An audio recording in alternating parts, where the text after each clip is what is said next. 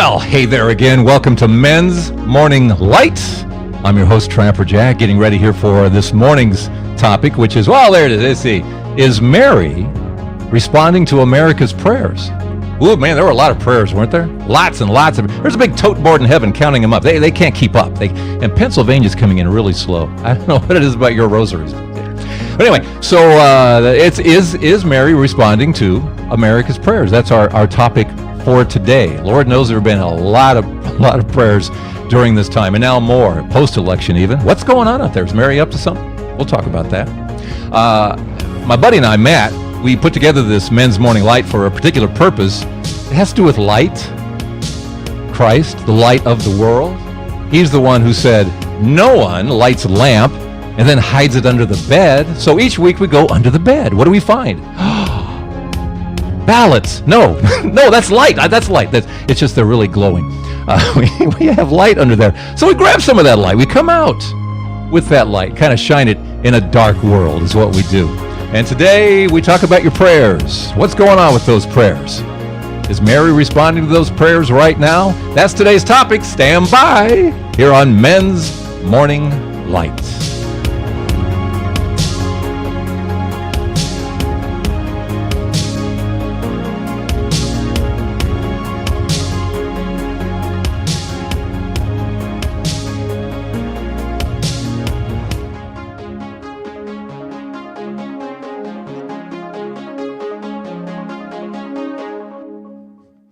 Well, hey there, and welcome again to Men's Morning Lights. I'm Trapper Jack. I'm so glad you're here today. Is Mary responding to America's prayers? That's what we're going to kind of take a look at here today, because Lord knows, let's see, what did I kept it here. Hold on.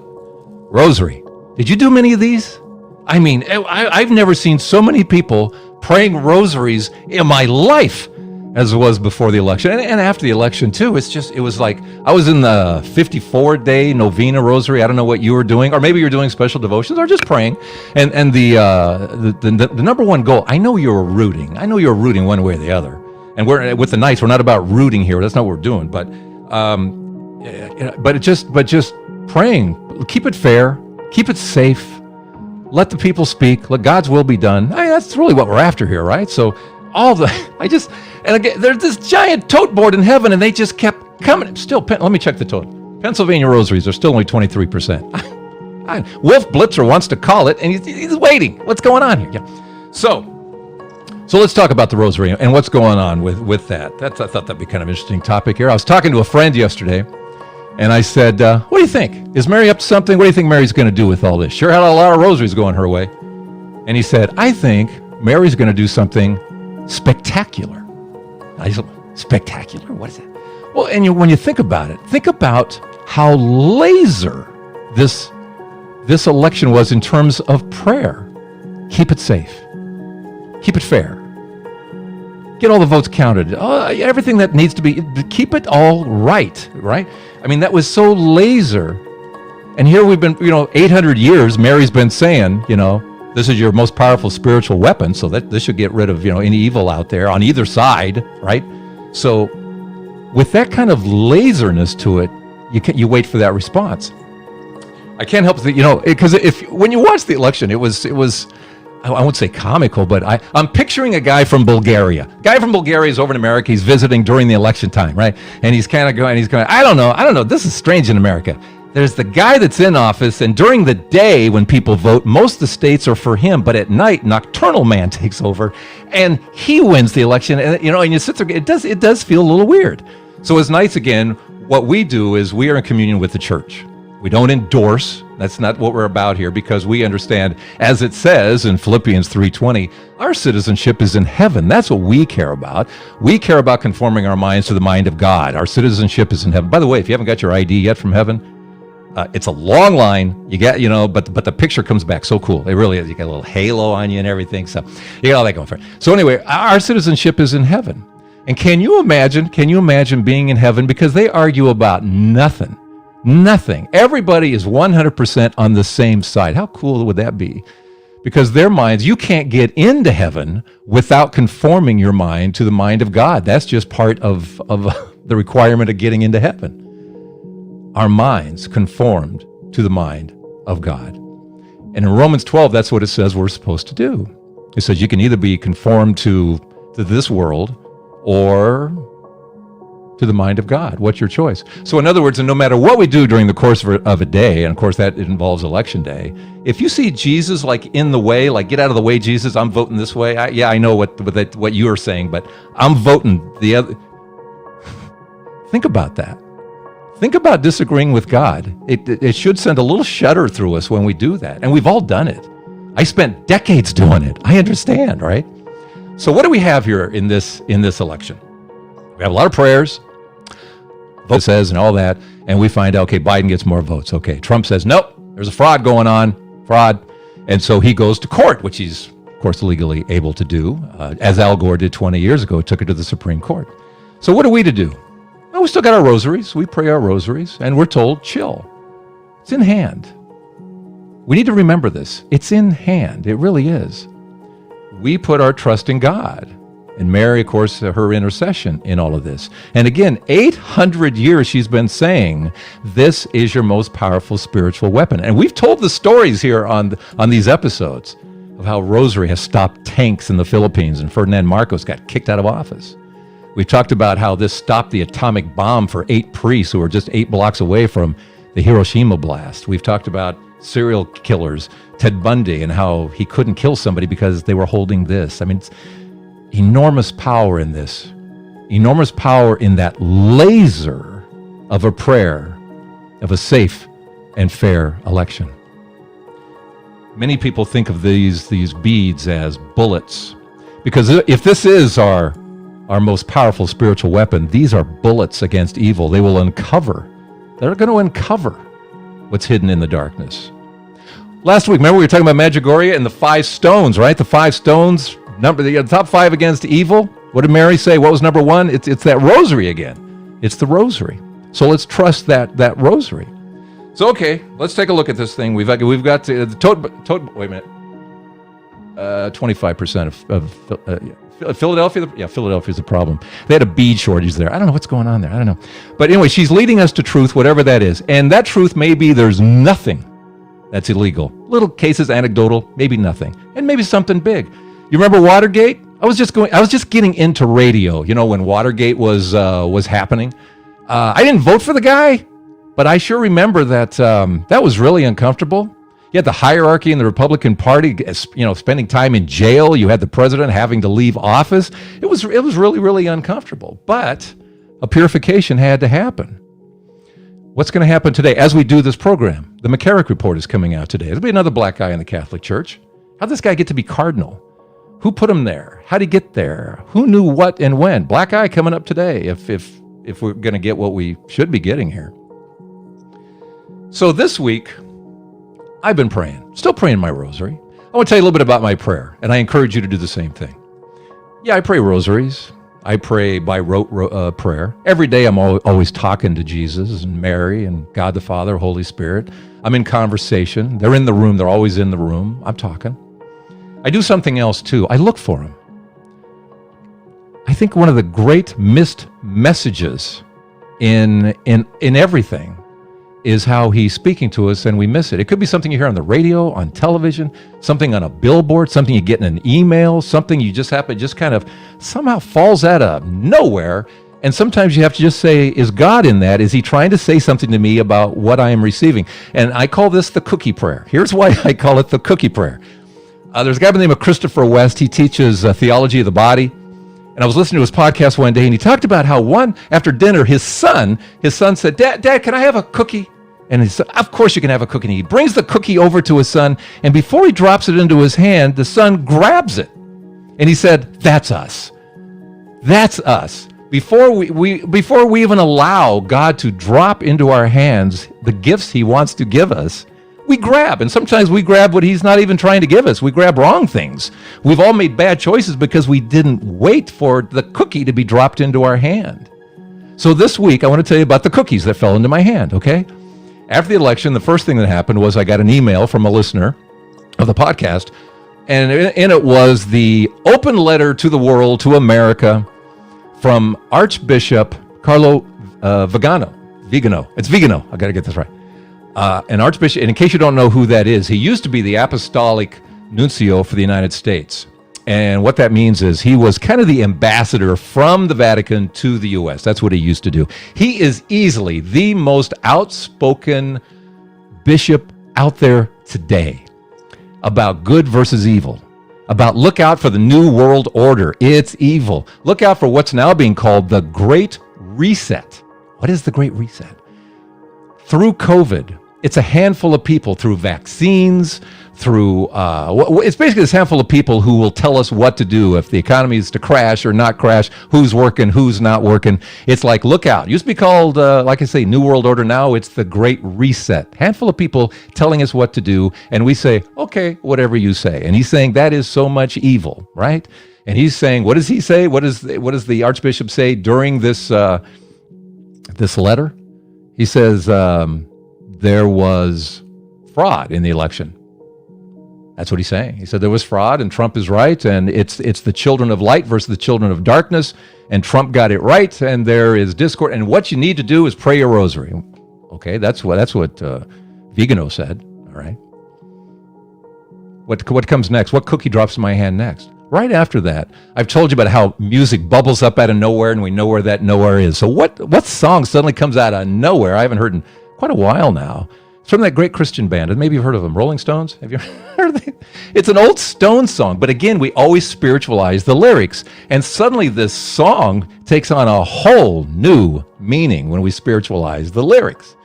The song is called She's a Rainbow, and it has lyrics like, have you seen her dressed in blue? She's like the sky in front of you. And then the song says, have you seen her all in gold? Like a queen from days of old. She's a rainbow. All these colors everywhere, colors in the air. Have you ever seen anyone so fair? A Rolling Stone song leading us to Mary, again telling me, trust Mary. Trust her intercession, trust God. Got this, got this. Right after the Vigano thing, trust this. Mary's got this. And not only that, but it's going to be clear cut. The whole feeling I get, and this is just feeling. This is just my feeling. It's going to be so clear cut that there's anecdotal stuff out there going on, and it's, hey, Biden's president. Sorry, guys. Sorry, Trump supporters. Or there's something huge going on out there, and something big is coming. Okay, what's the next cookie that drops on me? I hear someone talking about something called the Jericho March. You've heard of these? Jericho March. What is that? Protestants, Catholics, walking around the state capitol's courthouses. Like they did back in Joshua 6 of the Old Testament. They've just come into the promised land, and they're told, and God says, go to Jericho. The walls are going to come tumbling down. This will be a sign for everyone in this land that God is with you. So what did they do? They marched around Jericho 7 times with the Ark of the Covenant. Yes, that box that had those holy things inside, right? The Ark of the Covenant. Marched around 7 times with the Ark of the Covenant. Then they all shouted praises to God, and they blew the horns, and the walls came crumbling down. What's interesting about this to me is that this is Protestants and Catholics marching alongside together. And Protestants, for the most part, don't know about how we view Mary as the Ark of the New Covenant. Why? Simple. Because within Mary, just like what was in the Ark of the Covenant in the Old Testament, just the same. In the box, if you will, was the word of the Lord, the word of the Lord. The 10 Commandments are in there, right? The tablets were in there. And what's inside Mary, of course, the living word in Jesus Christ. What else? What else is inside? You had the manna from heaven, that bread, that heavenly bread. What was inside Mary? Of course, the living bread. We also had, it was the staff of Aaron, because he was the high priest for the Israelites. What do we have inside Mary? The high priest. So here are Catholics and Protestants, and I don't even know if this is happening. I don't even know if they're doing this or not. I just read something about it. But anyway, so I'm thinking, isn't that interesting? They're both marching with, in a sense, the Ark of the Covenant, and maybe they don't realize we're doing Old Testament and New Testament here a little bit, right? Okay. What's next? Well, I'm also thinking, inside the box, inside the Ark of the Old Covenant, if you will, it's inlaid with gold. It's gold in there. What's on the outside? When they carry it, it actually has a veil of blue they have placed over it. You don't always see that. But if you look at the directions on how to make this thing, there's also this veil of blue. Again, blue and gold. Mary's colors again. There's Mary again. Next thing that dropped in, the next cookie that dropped in, and again, I'm not grabbing cookies. I'm just following the cookies, if you will. A few nights back, there was an image that I was I don't know if I had been asleep, not asleep, but I'm awake at the time, and I get this image in my head, and this kind of thing hadn't ever happened before. What I see is a firefighter. He's climbing this ladder of this house that's on fire, and then I see the flames, and then the flames go out, and then he's coming back down, and it kind of scared me. To be honest with you, this is some kind of warning about fire in my own house, and kind of scared me a little bit. And I thought, okay, whatever that is, pray for that too. Okay, pray for protection. A few hours later, when I got up, I was still curious about these Jericho walks. So I went on YouTube and I looked it up, anything about there, and a video came up as a suggestion. So I opened it up, and there's nothing to do with Jericho walks. Just some guy, and he's talking prophecy of some sort and everything. And I'm kind of going, I'm going, boy, that voice sounds familiar. His voice sounds so familiar. What is that? What is that? What is that voice? What is that voice? And it finally dawns on me. I haven't heard this voice in like 4 years. His name is Mark Taylor. Mark Taylor is a former firefighter. Say what? He's a former firefighter. Mark Taylor is. And if you know anything about him, he made the news 4 years ago during the election because of his prophecy that Trump was going to win. And he had the prophecy in 2011, 5 years before the election. This is just a regular guy. He's a faithful guy, but just a regular guy. And he's home. He's sitting there watching the news, and Trump came up back in 2011 talking out about something.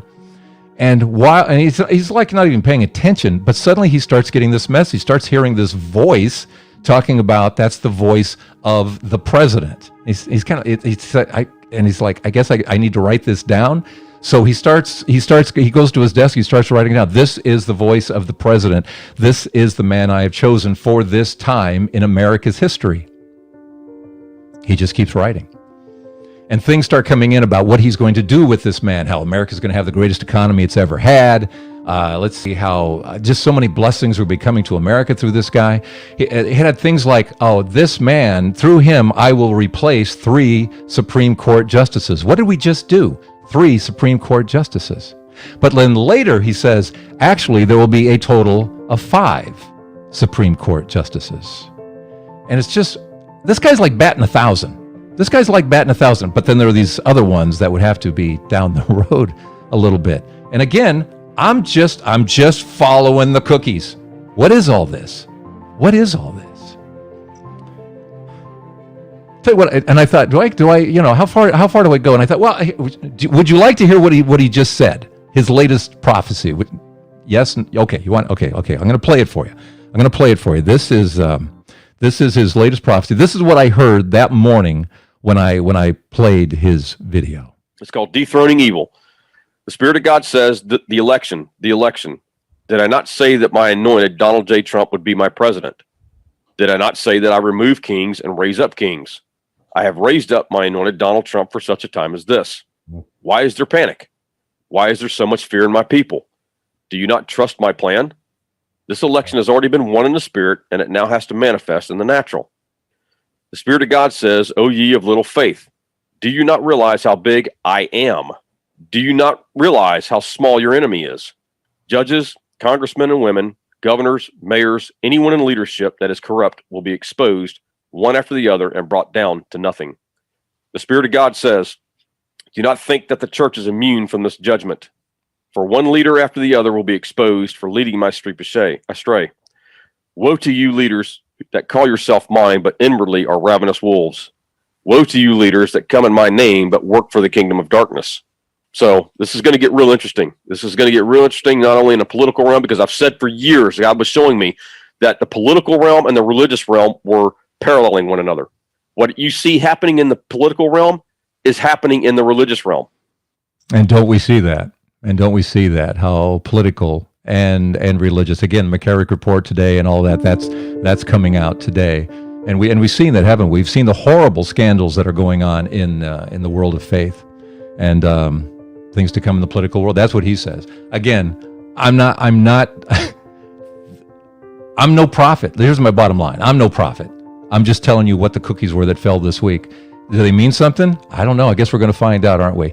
But again, going back to Mary and trust, and keep praying your rosary. This bottom is, Vigano was right. Vigano. Anyway, he's right. Pray regardless. Can this lead you anywhere but to truth? Of course not. So you pray this. By the way, just to let you know one more way Mary is being spectacular in this, one way or the other. Do you know when the Electoral College meets, and of course they're the ones that actually cast the ballots from the different states. Do you know the date they are meeting? Try December 8th. Yeah, the Feast of the Immaculate Conception. Mary, there we go again. Here's Mary once again. Trust Mary. Trust your rosary. Those laser rosaries. Make it fair. Make it safe. Don't fear the results. They're going to be what they're going to be, and we are to accept it. Either way, guys, either way, that's when we can have finally that acceptance in this election. All right. Tell you what, let's pray. Let's go to the mantle, shall we? Hold on here. I got to get... I got so much music playing here. Hold on here. There we go. Let's gather under the mantle of Our Lady of Guadalupe, shall we? We have nothing to fear. This woman is spectacular. Is she going to do something spectacular? She's doing it right now. Trust her. Whichever way it goes, it will be spectacular because it's going to be so clearly defined where the good is, where the evil is. Let's have absolutely no fear, absolutely chill about the election. Trust the process. That's what we're being told. Trust the process. You have prayers right now you want to take to God? You want to go through Mary, Our Lady of Guadalupe? She is the patroness of the Knights of Columbus. And remember, too, when this country was founded, there was our first bishop that came over from Europe in 1792 in Baltimore, and he consecrated our nation right away to Our Lady of the Immaculate Conception. Trust her. Since then, we have been, again, consecrated over and over again. We put into the hands of Mary, who takes us to her Son. Our prayers, when we go to Jesus through Mary, she purifies those prayers and takes them to her Son. So who needs a prayer for you right now? Who in your life needs a prayer right now? What needs a prayer right now? What do we give thanks for right now? Thanks to God, for one thing. That He's there, He's listening. You've seen it in the Bible. Nations crying out to Him. Does He ignore them? Never. He is ever faithful. We have to remember to be faithful. We need to always be walking towards Jesus. Walk towards Him. If He's in the way of what you want, then change what it is you want. But He's there. Thank Him right now for all the blessings in your life, for life itself. Because it could be gone tomorrow. Let's give thanks. Let's petition. Because He is in charge. He's in charge of all of it. And we're going to feel that. I think in the next few weeks, we're really going to feel that, one way or the other. And I want Mary's fingerprints all over it. And I think they're going to be there. I think they're going to be there. So we thank you, Lord, for answering our petitions. We thank you for all the blessings. We thank you in the name of the Father, the Son, and the Holy Spirit. God bless you, and thank you for being here this week. Share this with others. I want to bring Matt into the picture now. I'm thankful for you, Matt. You're really kind of what made all this happen. So thank you so much for everything.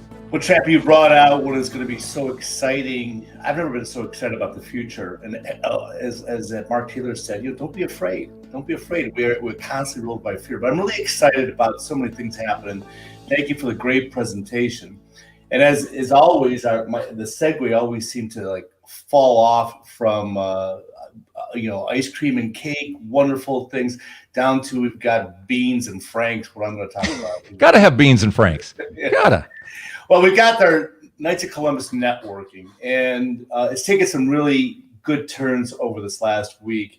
One of your friends, a fellow Knight out in Maryland, Dwayne, came up with some good ideas. He and I had a good talk, and then our council in St. Bernadette's and Westlake, they have actually helped sponsor this. And so we're taking off, and I have a request for everybody listening. We need 50 Knights businesses to get this going. and there's no cost. And so we need people to come on out, and I want to just email me, matt@mensmorninglight.com. And whether you're looking for a job, whether you are looking for people to hire, whether you want to offer your services, we're going to put that in there. There's no cost ever about this. This is about Father McGivney's vision of knights helping knights and knights helping their families. And this is a very critical time we're at in life, and I'm really excited by it. And I want to just push this forward because I think it's a very important thing. So thanks for what you're offering, Trapper, and that's it. That's it for Knights of Columbus Networking. And also, hey guys, those of you who aren't yet knights, knights. This is all about igniting the Knights and those beyond the walls of the Knights of Columbus. But we thank you for coming on board. This is what we're about. This is one of the cool. I mean, we could do the fun stuff here under the faith department, but there's also community. What does the community, working within the community, excite you, or maybe working within family and family activities? That's one of our little branches. And also life, supporting life in all its ways. We do that as well. So there's something for everybody here. There's an activity that ignites. I know for Matt here and for me both, if it wasn't for the faith part, that the other parts are great and everything, but in each one of us, there's some part of those four that is ignitable within us. So we certainly encourage you to join the Knights. So please do that at your local parish, because there's a Knights of Columbus near you. I guarantee it. And of course, with Matt, email him, Matt@Men's Morning Light. If you have any other questions about any of this, I'm Trapper@mensmorninglight.com. All right. Thank you so much for being here. We appreciate it so much. And we will see you next week with a new topic on Men's Morning Light.